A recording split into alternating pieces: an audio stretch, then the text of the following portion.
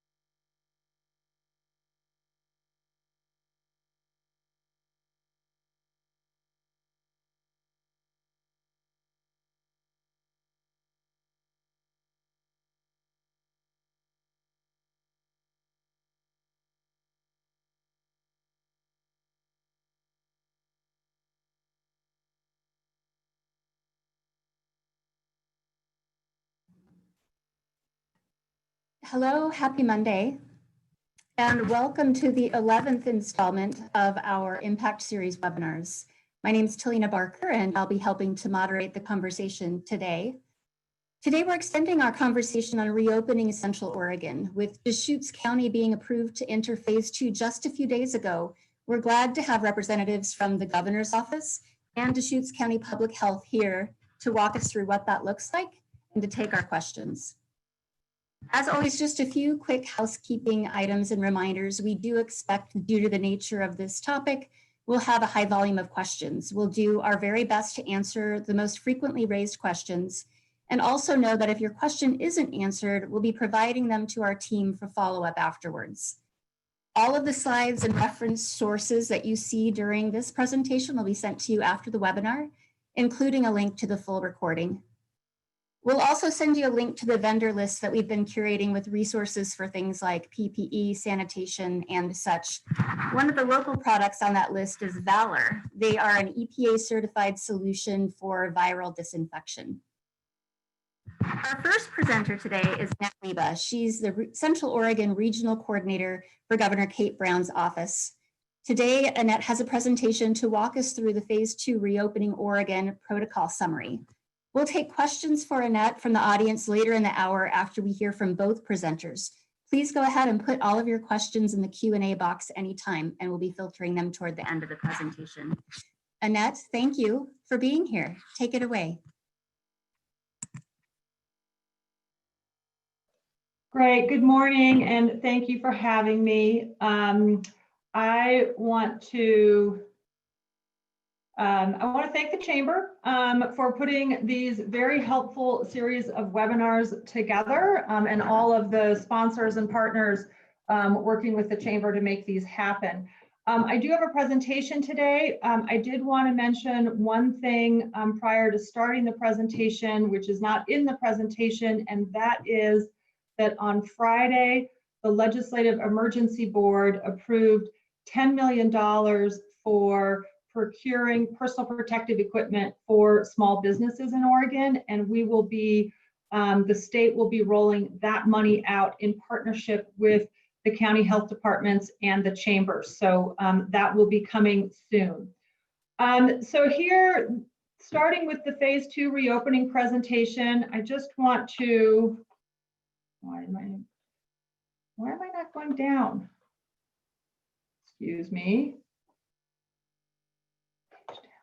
I wanted to start again with the governor's goals for reopening. The first one is minimizing hospitals and deaths, hospitalizations and deaths. And for those of you that were watching the news, you may have seen that over the weekend we had more cases reported in a single day yesterday than any day since this has started. So just because there are more cases does not mean that there will be more hospitalizations and deaths. We hope that's not the case, but that's certainly one of the governor's goals. The second goal is allowing people to safely return to work so they can support themselves and their families. We want to minimize risk to frontline workers, whether those are healthcare professionals or people who are working in grocery stores. We also want to avoid overwhelming the health system, protect those at highest risk of severe illness, especially communities of colors. And then the sixth goal here is support local gatherings that preserve community cohesion and cultural practices. Here is a quick chart that kind of gives you a high-level overview of the phased reopening approach. So we have statewide baseline guidance, and that applies regardless of what phase a particular county is in. And you'll note here that as of last week, there was additional guidance added to baseline for zoos, gardens, and museums, and I'll talk about that a little bit more in my presentation. There were no changes to the phase 1 guidance, but there is a lot of new guidance for phase 2, which we'll go over in this presentation. So just as a reminder, for all employers, for all settings, all phases, here's the guidance that exists, and it really focuses on physical distancing, gathering limits, adequate ventilation, or even doing activities outdoors is better, no congregating of individuals who are not part of the quote same party, and I'll talk about what that is in my presentation. And then for some sectors, there are monitors who ensure that physical distancing is being followed, as well as the sanitation practices. And then there is currently still a prohibition on contact sports. Contact sports at this point have been defined as basketball and football, with and wrestling and a couple other things like that. But what I'm understanding is that baseball, soccer, lacrosse, some of those other sports are not considered contact sports. For people during all settings and all phases, we're still encouraging face coverings, and we want to make sure that people who have symptoms really stay at home. In addition to those who are at high risk staying at home, and then there's a request and a requirement to train employees on sanitization and some of the physical distancing requirements. Here are some additional requirements for employers for all settings, all phases. And I'll note here under the post-required signage, there is a link here to the guidance. There is a new component which is specifying the occupancy limit. So you'll note that in a number of sectors, there is either an occupancy limit based on square footage or 250, depending on which is smaller. And so the employer guidance now has a template sign for posting a calculated occupancy limit, or the 250 person number, whichever is smaller. For physical space, closed water fountains, so with the exception of no-touch bottle filling stations, set up in your space in such a way that 6 foot of distance is maintained between equipment or tables. We're currently also in the guidance say no playgrounds or ball pits, although I am getting a little bit of a conflicting message on playgrounds, so that may be something that will change here in the near future.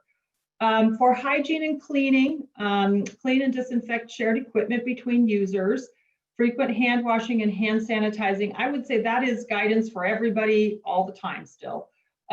Frequent cleaning of high traffic areas and high touch surfaces, using those EPA approved cleaners, one of which Talina just highlighted that is made here in Central Oregon. And then to the extent possible, provide hand washing stations. And if you don't have hand washing stations, provide hand sanitizer.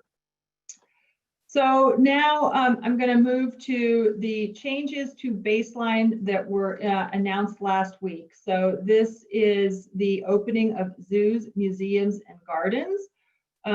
There is still a prohibition on children's museums that are interactive. The museums and gardens have a 250 occupancy cap or a smaller amount based on the square footage of the property. And with regard to the square footage calculation, a per person square foot of 35 square feet is what is referred to in the guidance. We've already talked about playgrounds and play structures, no drop in childcare, and that also is the case for fitness and gyms right now, and then end activities by 10 p.m. And if a museum, garden, or zoo, I think in Central Oregon, the one I can think of most relevant here is the High Desert Museum. If they have a restaurant, then they also need to follow the restaurant guidelines. They are asked to use a reservation or call-in system, ensure that physical distancing is maintained by adequate staff who are kind of monitoring that. To the extent possible, use one-way or one direction system, and limit the number of staff who interact with a particular party. And they can install barriers for cashiers and customer service desks. Moving on now to phase 2. So what I just covered were revisions to baseline that apply statewide regardless of phase. Next, I'm going to turn to phase 2. So the first item here is limited return to office work. So I did receive some questions about this when we talked about the phase 1 guidance. So phase 2, remote working is still recommended, but it's certainly not required. Recommended to the extent it's possible. And then for those individuals or office settings who are returning to work, designating someone to implement physical distancing. And this is something that has been in the employer guidance, I think, from the beginning. With regard to travel, the language in the governor's executive order that came out on Friday states individuals may travel in order to participate in social, civic, economic, recreational activities authorized for counties who are in phase 2. So the travel restriction is obviously one that is impossible to enforce. This is really guidelines that would encourage people to travel in counties who are in phase 2. And there are still 7 counties who are not in phase 2. Changes to the restaurant guidance for phase 2. They may now remain open until midnight. They can also use barriers to separate back-to-back booths.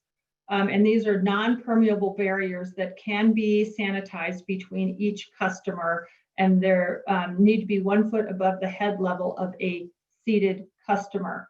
The other thing that I will say about restaurants is I worked with the cities and the chamber to ask restaurants, what 3 things would you like to see changed in the phase 2 guidance? And the things that I heard, the top 3 were lengthen the amount of time that we can be open. So we've done that here with allowing restaurants to remain open until midnight, allow us to expand our capacity. And then the third item was the concern about the masking for kitchen staff because they're hot and it's hard to communicate with a mask on. So the face covering expectation is still part of the phase 2 restaurant guidance, but there are face shields that are clear that don't rest on your skin, that may be a better fit for restaurant workers. And I think Emily might talk about what the county is doing to distribute those. And with regard to the capacity limits, I'll come back to that when I talk about the gathering limits. So gathering, the default gathering limit is 50 people for indoor and 100 people for outdoor, whichever is less. I mean, so again, this is the occupancy limit or whatever is less, but there's a whole bunch of exceptions to this general guidance. And so when I looked at where it does apply is really in personal services, settings, camps, skate parks, state park pavilions, and certain sports camp settings. But I think there may be some changes coming there as well to align all of that with the 250 limit or capacity. But right now there are certain limited categories where still the 50 and 100 apply. So the next category of gatherings, which I've already alluded to, are venues and event operators, and a venue does include a church, restaurant, entertainment facilities, both indoor and outdoor entertainment, and there's a long list that I will share with you as examples. The museums, zoos, and gardens that I've already talked about, and gyms can go to a maximum of 250 people if their space allows. So again, this is the square foot calculation that I mentioned before. Things that are not governed by any gathering limit are lodging, offices, retails, and malls. So here we've got the venue guidance. And again, these are venues for social, recreational, cultural, civic, and faith-based gatherings. 200, and it does include restaurants and bars, indoors and outdoor entertainment, and fitness-related organizations, as I already mentioned. 250 people, or based on square footage, whichever is less. And for venues, the following requirements apply. For public events, require reservations or advanced ticket sales, and then maintain the contact information of attendees for 60 days. And that's in case somebody does have COVID and and the county health department needs to do contact tracing. Don't combine parties. And a party is a group of people who have chosen to congregate together, and it cannot be more than 10 people. For venues, assign a person to monitor physical distancing. For outdoor events, the guidance says 1 person per 50 attendees.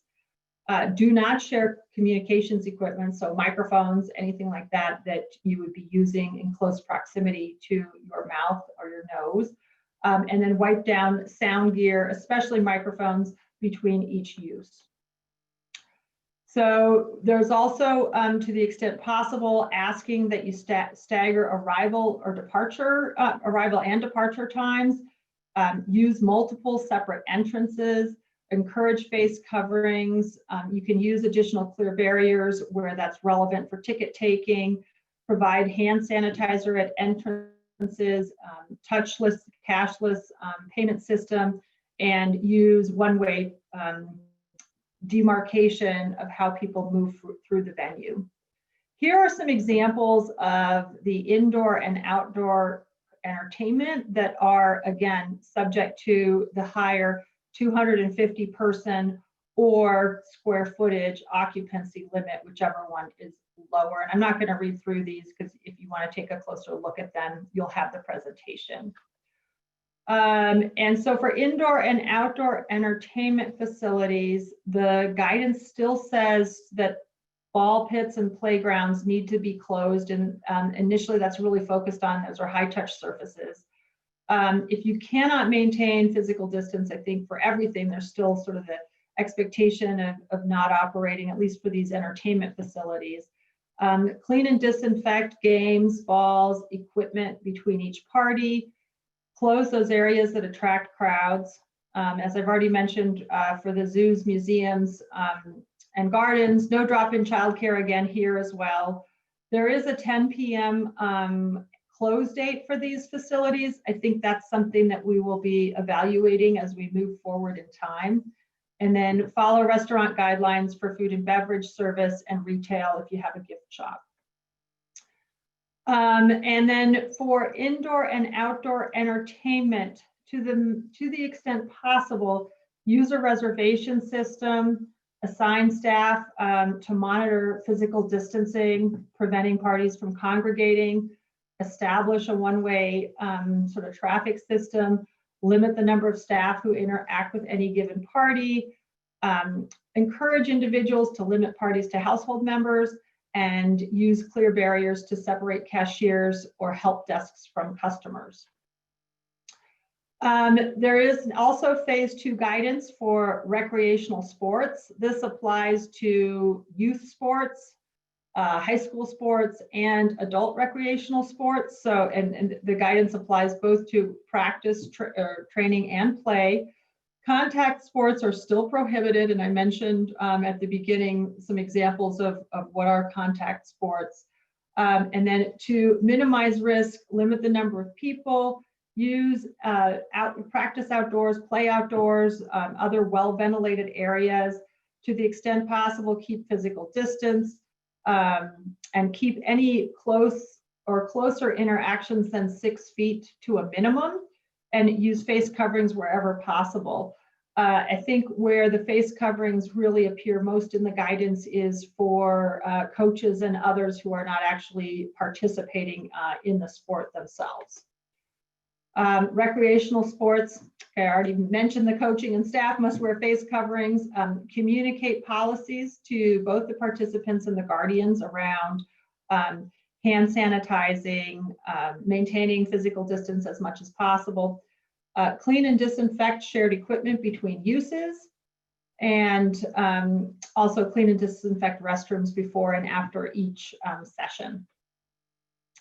To the extent possible for recreational sports, assign someone to monitor physical distancing, allow only one individual to use a restroom at a time, discourage incidental contacts such as handshakes and high fives, space equipment to ensure physical distancing is maintained, minimize sharing of equipment, close practices to spectators, train and play outside, allow times between, sufficient time between games and practices to minimize interaction between successive groups. Again, use the one-way system. So you see that in a number of different guidances, and that's again to minimize as much contact as possible, and ask parties not to arrive early or to remain outside until their appointed time. Pools and sports courts are another thing that where there is guidance in phase 2 and that are now allowed to be open. Maintain physical distancing, again, except for members of the same party. Here, it is required to have a physical distancing monitor, and this would be for facilities that are staffed. If you have a homeowners association, for example, that is not staffed, there is the expectation to post signs.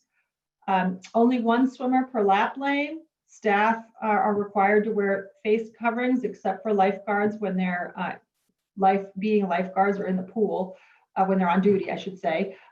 Spa pools, one household unit at a time. So these are for hot tubs and things like that. And then clean and disinfect any equipment that is shared in between uses.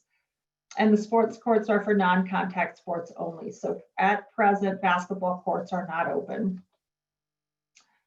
Here's some cleaning protocols for pools prior to reopening, since so flushing systems, since they may have been closed for a while. A lot of cleaning of high traffic areas, making hand sanitizer available, and regularly check pool recirculation equipment and disinfectant levels. And lifeguards should not be cleaning or performing other tasks while they're on duty. Locker rooms are now opened. Here again, there is a need to post the limit of how many individuals based on square footage can be in the locker room, keeping in mind 6 foot of physical distancing. And I don't know why this slide says 30 square feet per person. The guidance that I've seen says 35, so I think that's a typo. And then assign a physical distancing monitor. And again, I know this is a locker room setting, so really when we talk about a physical distancing monitor, this is somebody who just walks through the facility occasionally to make sure that things appear to be the way they need to be. It's not somebody who stays situated in that particular spot, which could be sort of uncomfortable for people if they're changing in a locker room. I also wanted to share this chart, which I know is way too small for people to read, but it is a very good chart that summarizes the different categories, the different phases, and what guidance is applicable to each. And for those who want to see that chart, it can be found at this particular web address. And I've also provided my email address for anyone who would like to follow up with me directly. Okay, that's all I've got. Thank you. Thank you, Annette. I know we have quite a few questions in the queue already, so we'll be back to you and to Emily after Emily's presentation. So next up, and you've seen her here before, we have Emily Freeland, Deschutes County Senior Environmental Health Specialist, to talk about what's going on at the health department here locally and how can businesses find support and resources, and her role at Deschutes County Public Health. Emily. Hello, thank you. I'm going to go ahead and share my screen. And let's see. I think this is, go back to the top. Okay. So thank you for having me and including me in this. I know that a lot of people are really interested in the nuts and bolts of, what Annette just presented. And I think that it's really helpful to know that. But I think it's also really important to kind of take a step back and think about, why are we doing this and why does it matter? So seeing the forest for the trees, so to speak. So the first thing I wanted to just talk about is our numbers in Deschutes County. So this is an epi curve. So the numbers of cases that we're seeing per week. You can see throughout this, we kind of had a spike and then it came down, and then we had a couple weeks where it went back up. And then last week, it kind of came back down a little bit. But the main point of this is, of course, we know that we're not detecting every single case. There's a lot of people that are home and not being tested because they have extremely mild symptoms. And we also know that there are folks out there that are asymptomatic. It's kind of hard to tell how many people are asymptomatic, but those are true things. So I could be asymptomatic and spread it to someone who could get it and get it badly. So it's just important to know that it still is active in our community, and it's going to continue to be active. I mean, I think we've had that message over and over again, but it's important to remember that that's true, and we could pick it up at any point. So again, we don't want to forget the intent of all of this. So it's a respiratory illness. When we cough or sneeze, or maybe we're spit talkers, those germs get into the atmosphere and someone else can either breathe them in, or they might land on a surface and then I might touch the surface and then touch my face, and I could pick it up in that way. So it's important, again, to just think about the whys and why are all these rules in place and what does it mean in my business? So again, those few things that we can really focus on, all of the stuff that Annette talked about kind of fits into these major categories. And so the way I like to think about this is we're like building layers of protection. So each of these layers adds some amount of protection, but none of them are 100% effective. So if you think about, it's really important to screen for symptoms and ask individuals that are sick to stay home. That may remove maybe 60% of the contagion that could come into your facility or into the community. But then there's some people that are asymptomatic. There are some people that might not yet be showing symptoms, but they're still able to spread the disease. All of those things allow some of that contagion to get into the community. So the next level of protection might be like maximizing the distance between parties or groups or individuals, depending on where you are. That again may allow another level of protection, but it doesn't remove all of it. So the next thing we want to think about is hand washing, touching our faces, those types of things. And then another layer is disinfecting.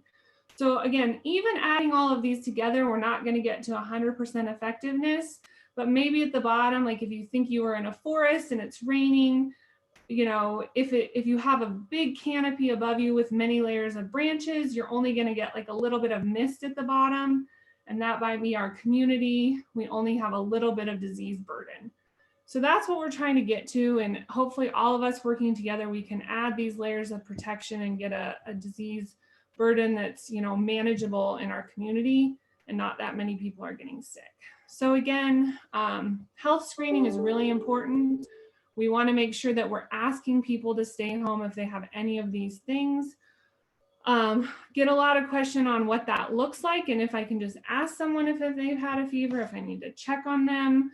Again, those are things that you can usually decide. There are some specific guidelines, so you need to look back at all of those documents that Annette linked to see what that looks like. But it's never a bad idea to have a checklist and just say, have you experienced any of these symptoms? And then you can ask people, please come back another day if you have, because we don't want that large piece of contagion to come into our establishment and possibly spread. The next one we would want to talk about is, again, it just reminds you that we want to maximize the distance between people and minimize that duration of time that we spend next to someone if we need to have that close interaction. We're seeing right now a couple of large outbreaks in the workplace.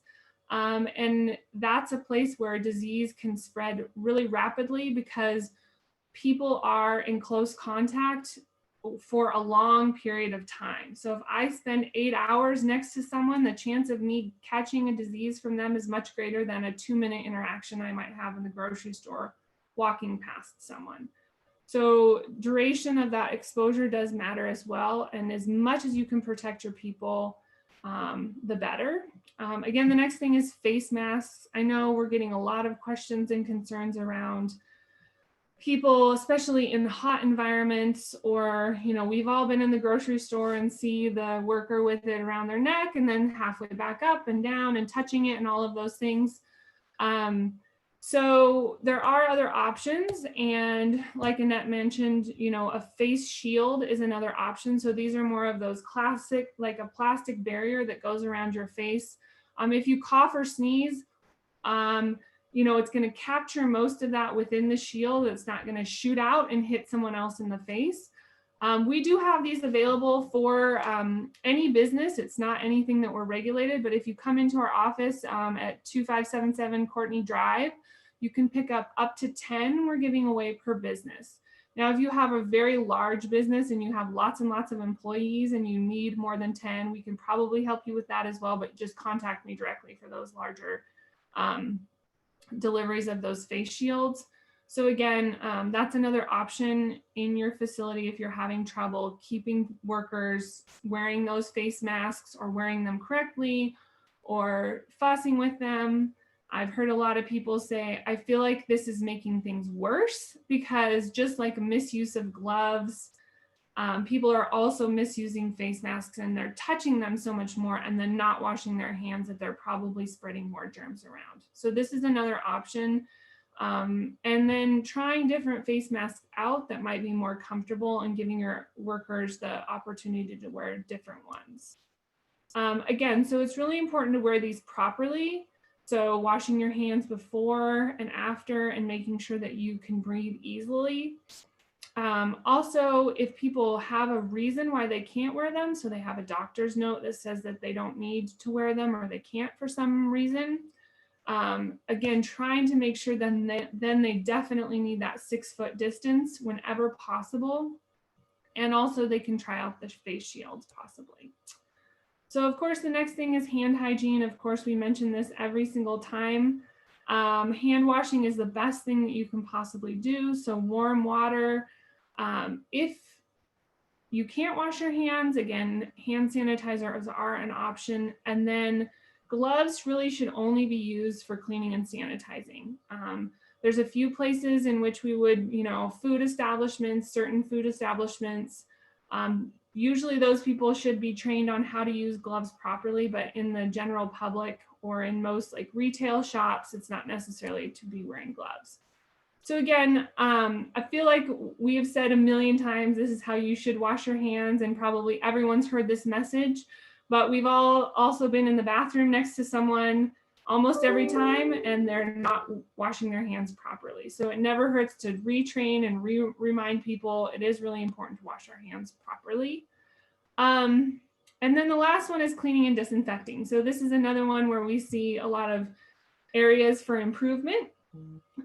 One major thing that we have heard a lot, and the CDC just came out with another study, is about 1 in 3 adults are using chemicals and disinfectants unsafely. So it's really important that with your employees, you're training on, don't mix chemicals together.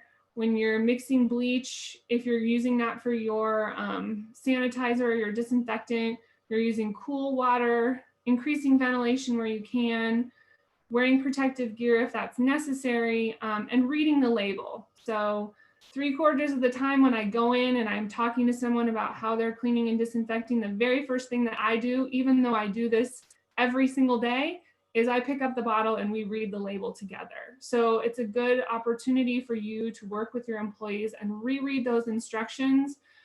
Double check that everyone's using those chemicals correctly, because we've seen a real uptick in the number of people that are having chemical poisonings, mixing chemicals incorrectly, and getting sick from that.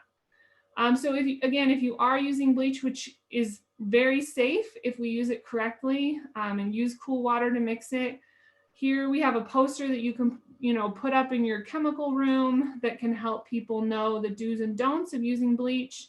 But there are many other EPA listed disinfectants that will work. Just make sure, again, it's really important to use those correctly.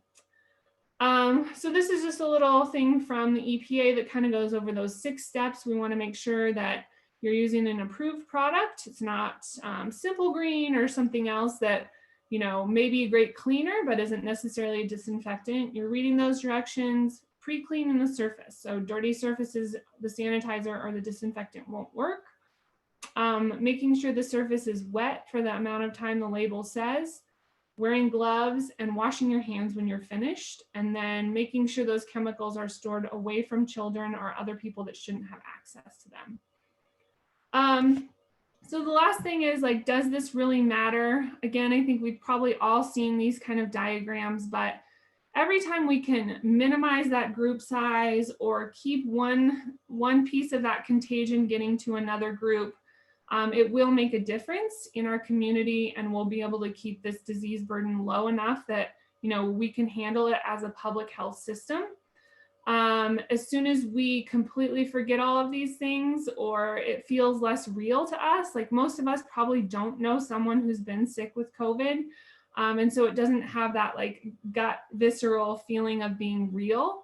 But I can tell you, when I talk to business owners that have an employee that gets sick, or a family member calls because they're concerned that their cousin got sick, it becomes real really quickly. And so it's important to think through that fact of when somebody in my establishment does get sick, whether it's a patron or an employee, and chances of knowing that a patron was sick is probably pretty low, but knowing that an employee was sick is higher, because they're going to be reporting that to you. Those things are real, and you want to plan for that ahead of time and assume that it probably is going to happen so that you're ready when it does. And then, of course, like I said, we're always here to help. We work with Annette and all of our partners at different levels, whether it's dealing with complaints and education around, people that aren't complying, or just answering technical questions, or reading over people's plans, or talking about, our response when someone does become sick. We're here to help with those things, and we have a staff of people that are trained in risk assessment, and so that's what we're here for. So thank you, and I think we have some questions probably. Great, thank you, Emily. It looks like we have quite a few questions here, so let's just go ahead and dive in. Here's an interesting question from a venue. Is the venue responsible to get attendee information if it's a lunch or a dinner that's put on by an organization? For instance, if City Club has a lunch at the River House, who's responsible for maintaining that attendee information? Is it the River House, or is it City Club? So my recommendation would be that it would be City Club, but I would also, as the venue, put that expectation in your contract with them. So Emily, you have anything to add to that one? I would probably say it would also depend on whether you were considering it like a private event or a public event. So if it's a public event, then probably whoever is selling the tickets would need to be keeping track of that information. If it's a public event, like I'm having some sort of party and I invite a certain group, then I should be, you know, if I have a chamber thing and I'm inviting chamber members, then I'm going to keep track of who those members are and who comes to the luncheon. That's, I don't know, that's probably what I would say. Yep, I agree. Thank you for that addition. Mm-hmm. Great, very helpful. One question is, apparently there was a senior living building in another locality that identified amounts of virus on surfaces recently. And the question is, it seemed it was only nursing homes that were really showing problematic infection levels. And have you seen an increase in senior living buildings as well? So I'm not, Emily, go ahead. I'm not 100% sure what that study was. But I mean, the thing to think about is there's a viral load, there's a bacterial load, there's fungus in the air. These things are all around us all the time. So yes, if I went into a senior living center and tested that those things, you know, depending on what it was that they were testing for on surfaces, I'm going to find it. There's no surface, even if it's recently been disinfected, that's going to have a zero, you know. There are so many bacteria and viruses that it's never going to get to zero. So I don't know if that, I mean, it's going to depend on so many factors, the use, what the, you know, if people are sick when they're in there, a whole bunch of different things and factors. So I'm not 100% sure what that study was, but I would love to read it if someone wants to send it. And then I could comment. Are you seeing any particular trends in the new cases in Deschutes County where they're happening? Might be another way to ask the question.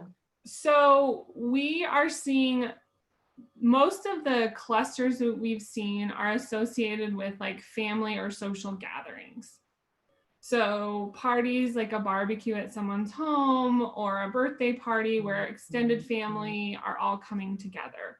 We've had several of those type of linked kind of outbreaks, but we've also seen community spread still. So our numbers, if you saw, we didn't quite make it into phase 2 on that first round, and that was because several of our cases were community spread. We didn't know where the person had picked that up from.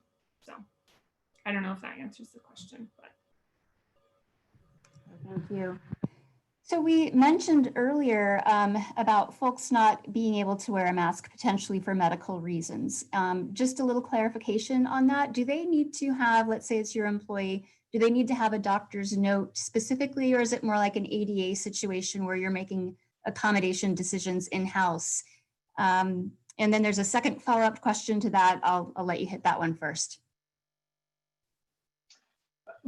I understand that to be more like an ADA decision where you're making accommodations in-house.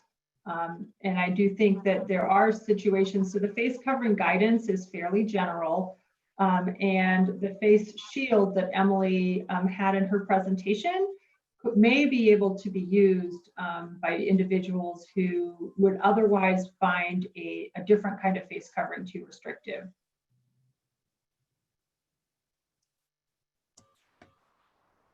I have said the same thing. I've also just told people when I get questions from employers that don't know how to make that decision, if their employee does come to them with any kind of doctor's note, that's often helpful in them just making that decision. So a lot of times people are asking for that as like a first level thing. Like if I say I can't wear it, they say, can you provide me some kind of documentation about why not? Because a lot of people, or at least I've heard, are just saying I can't wear it, and they don't really give any kind of reason why. So. Okay. The follow-on to that is sort of extending it from your employee to your customers. So is there any guidance or script or recommendation on language that business owners can use when the people who are frequenting their businesses are refusing or resisting wearing a mask in their space? I am not aware of any state guidance or language, but I know, Emily, you touched on this in our first webinar. So I don't know if maybe you can share what you shared then again. Yeah, I guess I would just say that requesting compliance is probably what we're all trying to do, right? Like at this level, from the government to the business, where our very first thing is education and requesting compliance. And then from the business to the consumer, that's going to be your first level too. So working on, please help us comply, please help us keep our community safe. Using that kind of language that's not like necessarily, combative, but it's like, help us do these things that we're being requested to do from the government. That way it's not necessarily that I think you're doing something wrong, but it's that I'm trying my best to follow the rules that I've been given. And part of that is to request that you wear a mask. So again, depending on the situation that you're in, the type of business, I think that some businesses have more leeway to not, and others where you do have more of that close contact, requesting that is a stronger recommendation. So I don't know if that's helpful. Thank you. So speaking of close proximity, there is a question about recent protests that are exceeding physical distance parameters. And maybe that's a two-part question. Would be part one, what can be done to better increase physical distancing in education? And then maybe secondly, especially for you, Emily, what are you seeing or hearing from studies about the impacts of protest in close proximity on viral increase?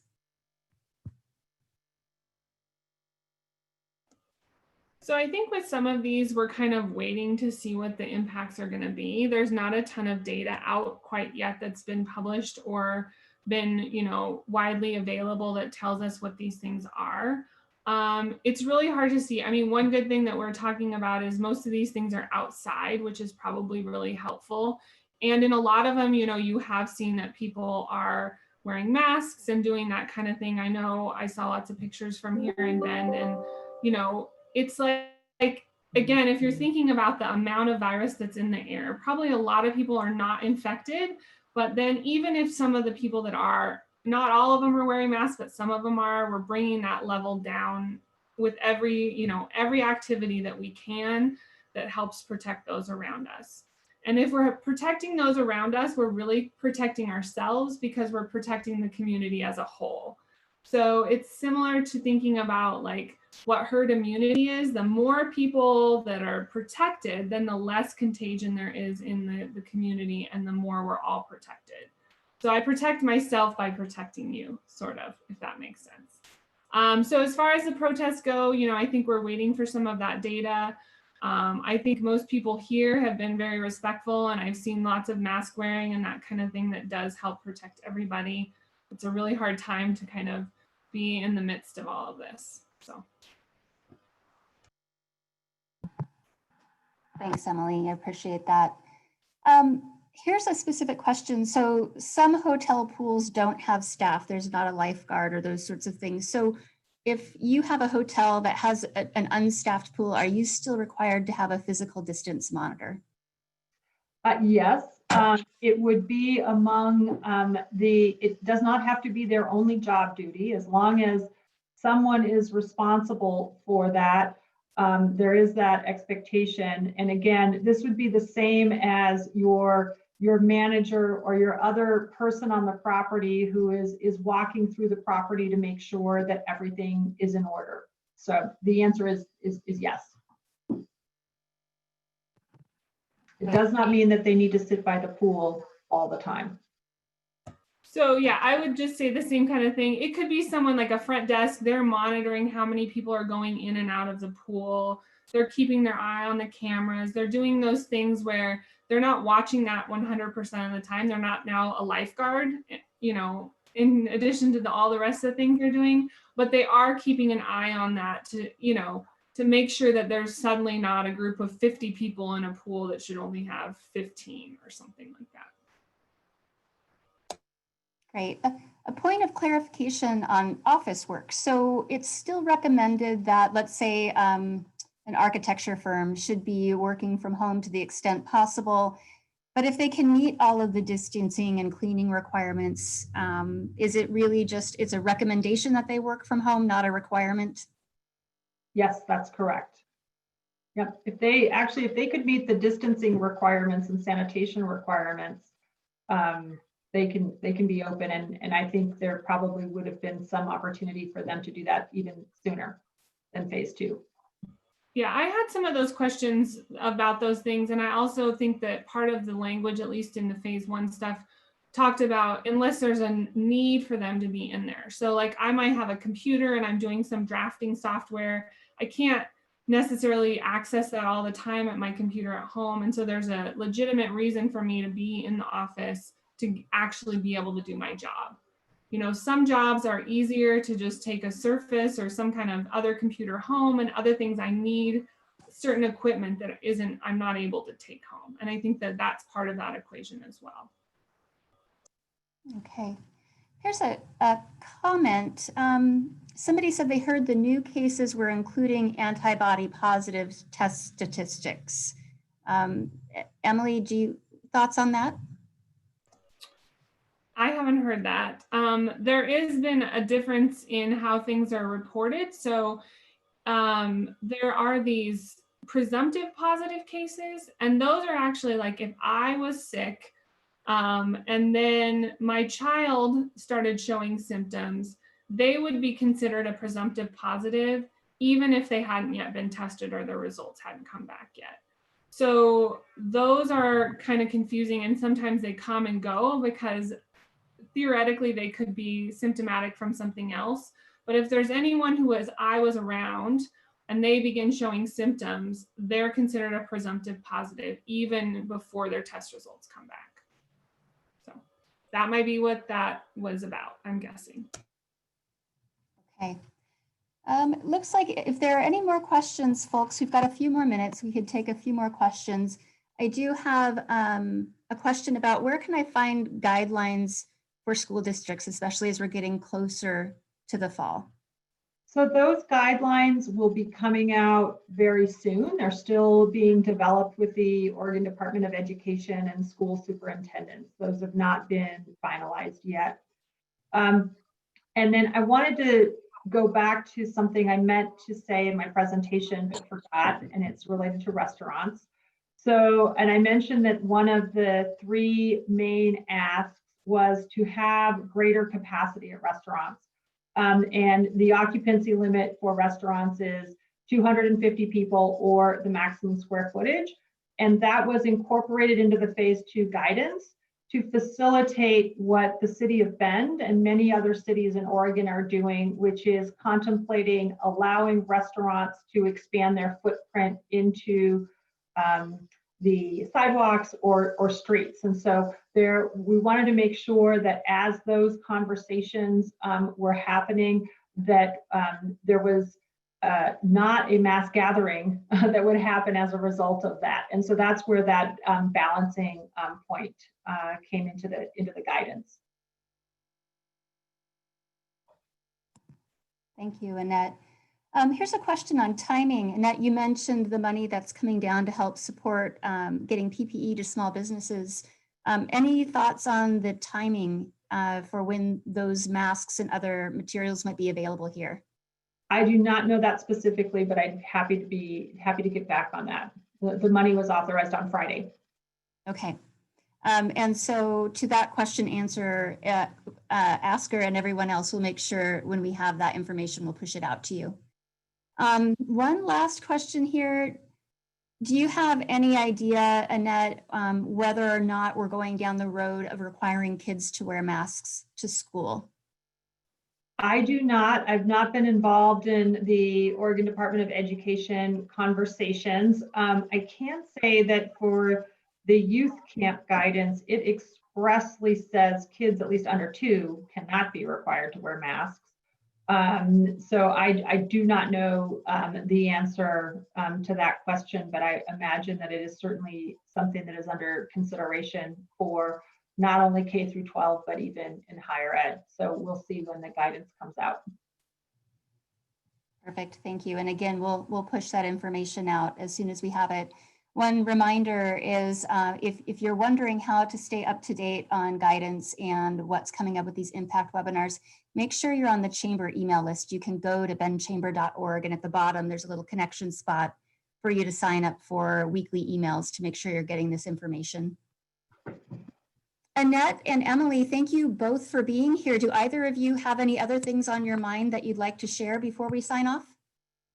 No, I did note that in the Q&A, there was someone asking about whether or not there would be additional masks available for businesses. And yes, there will be. There currently are some available through the Deschutes County Health Department, the address that Emily provided.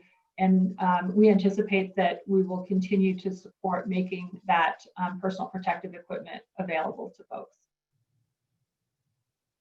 Thank you, Annette. Emily, anything on your end? I don't think so. I just appreciate you guys hosting these and helping us get the word out about all of this information. So thank you. Thank you both. Yes, thank you. Okay, just really quickly, a reminder, we will send you all of the slides and links and resources that we mentioned today, along with a link to the recording by the end of the day. Please feel free to share that far and wide.